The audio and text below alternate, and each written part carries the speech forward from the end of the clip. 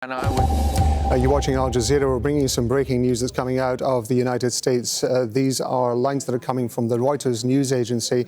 We understand that Donald Trump is quoted as saying that he has agreed to suspend bombing and attack of Iran for a period of 2 weeks. Now, this is following a request that was made by Pakistan's Prime Minister Shehbaz Sharif, who had requested an extension of the deadline that Donald Trump had originally set in order for further talks to take place. Donald Trump is apparently quoted to have said that this will be a double-sided ceasefire. Now, he may well be referring to a request that had been made by the Pakistan Prime Minister to Iran to open the Strait of Hormuz for a corresponding period of 2 weeks as a goodwill gesture.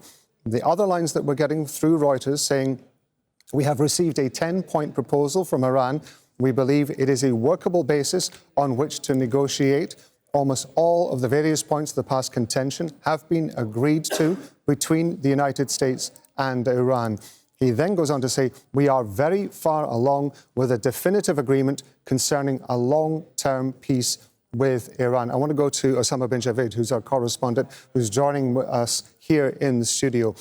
It was only just a matter of minutes ago that you and I were discussing the possibility of this ceasefire being put into place. And there was a lot of speculation it was coming too late. You described it as a last-ditch effort by the Pakistan Prime Minister in order to try to get some sort of negotiation.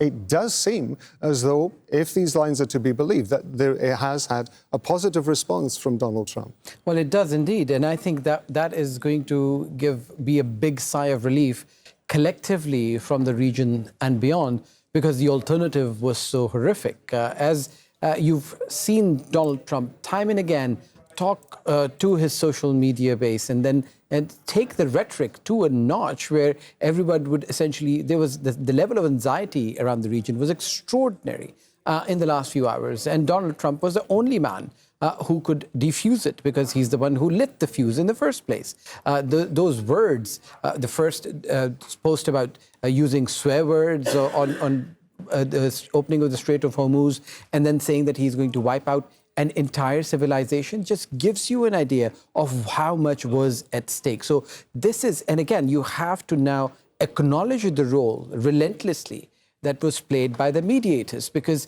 as we've been speaking to officials in the last 72 hours, they've been telling us on how uphill this task was in negotiating with both the Iranians and the Americans, because they were essentially talking about egos, not regular diplomacy.